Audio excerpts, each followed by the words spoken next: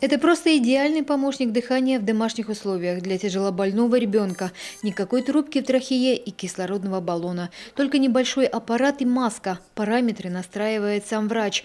Маме маленького пациента остается лишь контролировать работу прибора, состояние малыша и раз в месяц менять бактериальный фильтр. Аппарат делает вдох, ребенок делает выдох. Таким образом происходит искусственное дыхание. При каких-то ситуациях, например, поесть надо ребенку, да? Кратковременно эта маска может быть снята, ребенок может поесть, может что-то еще сделать, банально зубы почистить.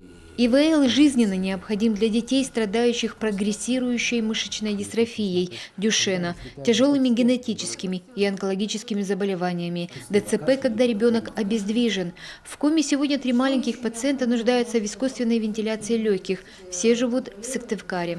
Мы приглашали детей с родителями по одному, госпитализировали их, проводили дополнительное обследование, настраивали эти аппараты, обучали родителей работе с этими аппаратами, после чего выписывали детей из стационара.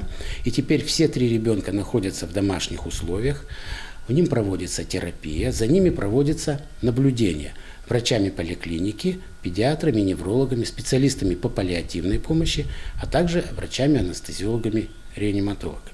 Вопрос о необходимости обеспечения маленьких пациентов такими аппаратами по всей стране поднимался уже давно, но сдвинулся с мертвой точки после обращения на прямую линию Путина. Минздрав России и благотворительный фонд «Линия жизни» запустили пилотный проект, участником которого стала и наша республика. Наша республика является одним из 7 регионов, в которой успешно развивается программа развития оказания медицинской паллиативной помощи тяжело больным детям. У нас в рамках развития этой программы сформировались выездные паллиативные медицинские бригады, развиваются кабинеты, развиваются отделения оказания медицинской помощи именно паллиативным больным.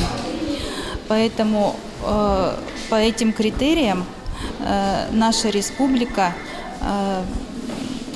вошла в проект с тем, чтобы дальше эту помощь развивать и оказывать уже медицинскую паллиативную помощь на дому. В рамках проекта, кроме аппаратов ИВЛ для паллиативных детей, в коме приобрели также и откашливатель, который помогает страдающему недугом ребенку освободить дыхательные пути от мокроты. Плюсы лечения в домашних условиях очевидны. Родители отмечают, дети хорошо спят, меньше страдают от кислородного голодания, а их настроение становится заметно лучше. Елена Кононова, Антон Ворожищев, телеканал Юрган.